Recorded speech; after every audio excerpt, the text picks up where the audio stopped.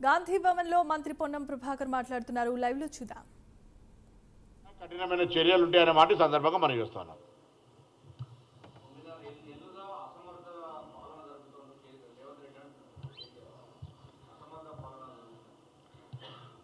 ఇప్పుడు 10 సంవత్సరాలు పరిపాలించిన వాళ్ళు 10 నెలలు కూడా ఓపిక పట్టలేకపోతే దాన్ని అసహనం అంటారా, అసమర్థత అంటారా, జ్ఞానం లేదంటారా, విజ్ఞానం విహీనం అయిపోయిందా తెలియదు.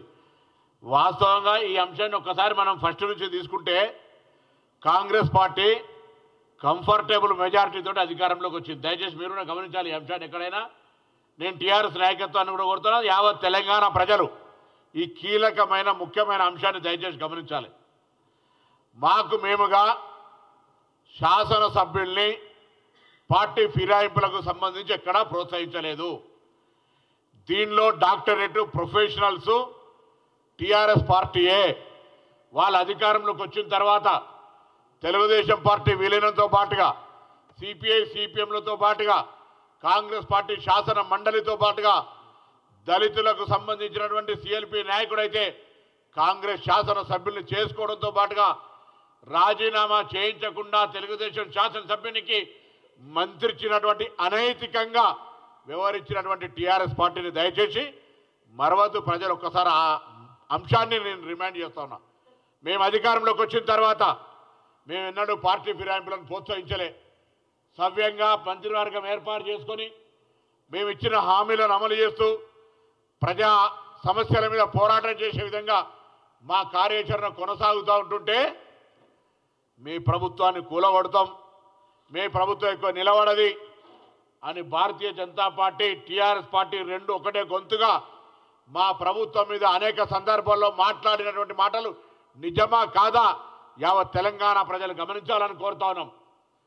ప్రభుత్వాన్ని కూలగొడతామని, ఎన్నికైన ప్రజాస్వామిక ప్రభుత్వాన్ని కూలగొట్టి అలవాటున్న భారతీయ జనతా పార్టీ సహకారం తీసుకొని మీ ప్రభుత్వం నిలవది, ఎక్కువ రోజులు ఉండదు, ఇది కూలిపోతుంది అని శాపనార్థాలు, పిల్లి శాపనార్థాలు మమ్మల్ని మొత్తంగా మా ప్రభుత్వం మనోధైర్యాన్ని దెబ్బతీసే విధంగా మాట్లాడింది టీఆర్ఎస్ బీజేపీ నాయకులు కాదా? అటువంటి సందర్భంలో ప్రజాస్వామ్యానికి వేదికగా జ్యోతిబా పూలే పేరు పెట్టుకొని ప్రజాభవన్కు సచివాలయం, డాక్టర్ అంబేద్కర్ సచివాలయం సాక్షిగా ప్రజలందరికీ తలుపులు ఓపెన్ చేసి ముళ్ళ కంచెలు తొలగించి ప్రజాస్వామిక పరిపాలన చేస్తూ ఉంటుంటే ఈ ప్రభుత్వం కూలద్దు, ఈ ప్రభుత్వం పేద ప్రజలకు న్యాయం చేయాలని శాసనసభ్యులు మా పార్టీకి వస్తూ ఉంటుంటే ఇలా వాళ్ళ మీద బురద చల్లుతూ ఉన్నారు. మీరు చేస్తే రాజకీయ నీతి, మేము చేస్తే వ్యభిచారమా? ఎట్లా జరుగుతుంది? మీరు రాజకీయ పునరేకీకరణ అంటా ఉన్నారు అన్నాడు. అవును, నేను అడుగుతాను, మళ్ళీ కూడా చెప్తాను, మీకు ఆనాడు కంఫర్టబుల్ 80 మెజార్టీ వచ్చింది. 80 మెజార్టీ వచ్చినాక మీకు ఇబ్బంది లేదు. కానీ కాంగ్రెస్ పార్టీ ఒక దళిత సిఎల్పి లీడర్ అయితే ఓర్వలేక కాంగ్రెస్ పార్టీని బలహీనం చేయాలి, ప్రతిపక్ష గొంతు ఉండొద్దని మేము అట్లా చేస్తలేమే. శాసనసభను 3-3:30 దాకా నడిపి ప్రతిపక్ష నాయకులు ఏం చెప్తే అది వినడానికి వేదిక శాసనసభ అవకాశం ఇస్తా ఉన్నాం. ఇందిరా పార్క్ దగ్గర ధర్నా చౌకుని ఇస్తా ఉన్నాం. ఇలా మేము ఎన్నడూ ప్రతిపక్ష గొంతు నొక్కుతలే నిరసనలు చెప్పుకుంటున్నాం. కాళేశ్వరం పోతా ఉంటే గ్రీన్ వే ఛానల్ ఇస్తా ఉన్నాం, ఏడు కొమ్మంటాడు కొమ్మంటా ఉన్నాం. ప్రతిపక్ష నాయకుని శాసనసభకు రా, అనుభవజ్ఞుడి, నీకెవరు తెలిస్తే మాకు చెప్పమని అడుగుతా ఉన్నాం. కేంద్రం నిధులేలే, కేంద్రాన్ని నిలదీద్దాం రమ్మని అడుగుతా ఉన్నాం. ఇవాళ అటువంటి మాటలకు దూరం ఉండి మా ప్రభుత్వాన్ని కూలగొడతా అంటుంటే కొంతమంది ప్రజాస్వామ్యాన్ని విశ్వాసం ఉన్న శాసనసభ్యులు వస్తే వాళ్ళ మీద చీరలు పంపి భౌతిక దాడులు చేసే విధంగా మురిగే వాళ్ళను మురిగించినట్టుగా ఆ విధంగా రెచ్చగొట్టి ఈరోజు ఏం మాట్లాడుతూ ఉన్నారు? మళ్ళీ మీరు మాకు పరిపాలనకు సంబంధించి అవగాహన లేదా? Congress party is a talented, ప్రభుత్వాన్ని పరిపాలించేది ఎవరు నేర్పే అవసరం లే. శాంతి భద్రతలు కావచ్చు, ఆర్థిక సంస్కరణలు కావచ్చు, ఆర్థిక పరమైన క్రమశిక్షణతో అన్ని రకాలుగా ప్రభుత్వాన్ని ముందుకు తీసుకుపోతా ఉన్నాం. జాగ్రత్త, ప్రభుత్వానికి సంబంధించి కూలగొడతా అనే మాట మళ్ళీ ఎవరన్నా మాట్లాడినా, అస్థిరపరిచే మాట మాట్లాడినా, ప్రభుత్వానికి అనవసర విమర్శలు చేసి వ్యక్తిగత విమర్శలు చేస్తే కూడా జాగ్రత్త అనే మాట మనం చేస్తాం.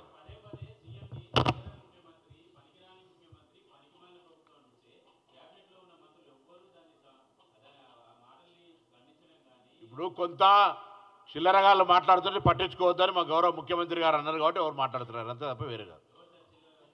నువ్వు ఎవరన్నారు ఇప్పుడు చిల్లర అలా ఎవరన్నారు వాళ్ళు నువ్వు ఇప్పుడు ఎవరెవరు అన్నారు? అరే మేమెందుకు వేరేటలో చిల్లర అనాలే, వాళ్ళు ఎవరైతే అంటారో వాళ్ళే. మీకు తెలుసు కదా మీరు ఎవరు ప్రస్తావించారు, మీరు ఎవరిని ప్రస్తావించారు, మీరు ఎవరెవరు అంటారో వాళ్ళందరి గురించి చెప్పిండు. చెప్తాను నీకు చెప్పినట్టు కదా.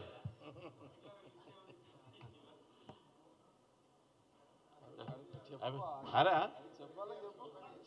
ఏంది ఇక్కడ బా నువ్వు ఇంటికాడికే స్వేచ్ఛ కలిగినా ఏం శాంతి భద్రత హత్యలైనాయా, మానభంగాలైనాయా, ఏం జరిగినాయి? వట్టిగానే శాంతి భద్రతని రోడ్డు ఎక్కి వరుకుతా ఉన్నారు. ఏం జరిగింది ఇలా, ఏం జరుగుతుంది? అరే మేము ఇలా మళ్ళీ చెప్తా ఉన్నాం, ఇది తెలంగాణ పోలీసు ఆనాటికి ఈనాటికే మాటలు టీఆర్ఎస్ గవర్నమెంట్ ఉన్నప్పుడు కూడా మేమేం పోలీసులు ఎన్నడూ అవమానపరిచేదంగా మాట్లాడలే. ప్రభుత్వ విధానాన్ని విమర్శించినాం, ప్రభుత్వ చెప్పు చేతల్లో బానిసలు కావద్దని చెప్పినాం. ఇవాళ మేము స్వేచ్ఛగా శాంతి భద్రతలు కాపాడడానికి పోలీసులు ఫ్రెండ్లీ పోలీసు అయినప్పటికీ కూడా శాంతి భద్రతలకు విఘాతం కలిగిస్తే ఎవరిపైన నన్ను ఉక్కుపాదం ఒప్పనం మేము అడుగుతున్నాం. ఇలా ఎందుకు చూడొద్దన కదా.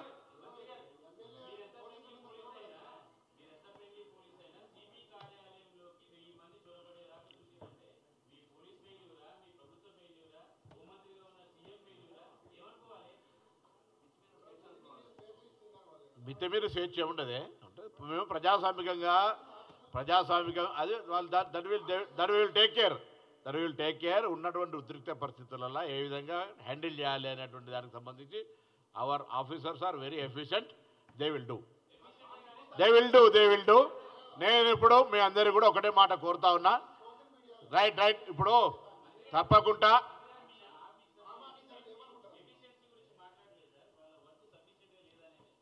చేస్తారు. ఒకవేళ అటువంటిది ఏమైనా భావిస్తే తప్పకుండా మా గౌరవ ముఖ్యమంత్రి గారు మేము అటువంటి తగిన చర్యలు తీసుకుంటాం. రైట్ అయినా అడగలే, నన్ను అడుగుతుంది. నేను పీసీ రేపు వచ్చిన మహేష్ కుమార్ గౌర్ గారిని అధ్యక్షుని చార్జ్ తీసుకున్నాను అడుగు.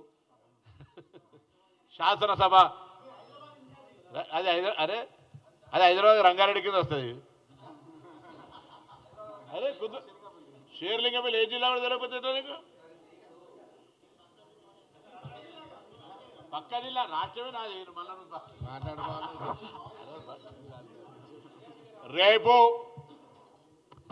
మా రాష్ట్ర ఎన్ఎస్సీ మాజీ అధ్యక్షుడు, ఆయన కమిటీలోని జిల్లా ఎన్ఎస్సీ అధ్యక్షుడిగా పనిచేసిన ఆయన పిసిసి అధ్యక్షుడు అయిండు.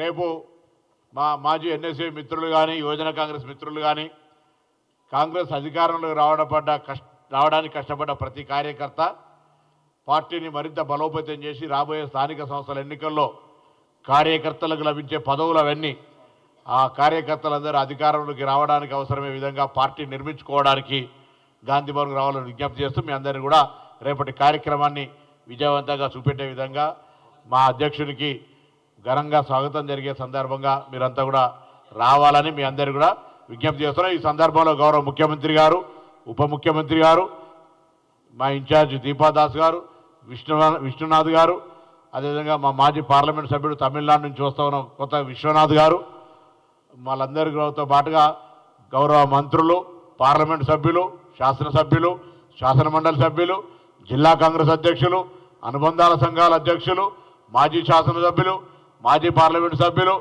వివిధ స్థానిక పంచాయతీలల్లో గ్రామ స్థానిక సంస్థలలో ఉన్నటువంటి మాజీ ప్రజాప్రతినిధులు, మున్సిపల్ ప్రజాప్రతినిధులు, మీడియా వాళ్ళు అందరూ కూడా మరి ఈ యొక్క కార్యక్రమానికి రావాల్సిందిగా కోరుతూ అందరూ నమస్కారం.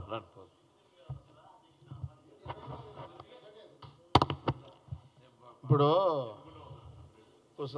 బయటికి పోదామా?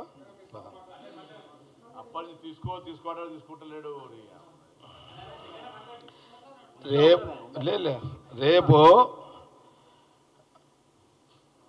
రేపు కొత్తగా కాంగ్రెస్ పార్టీ పిసిసి అధ్యక్షుడిగా మహేష్ కుమార్ గౌడ్ రేపు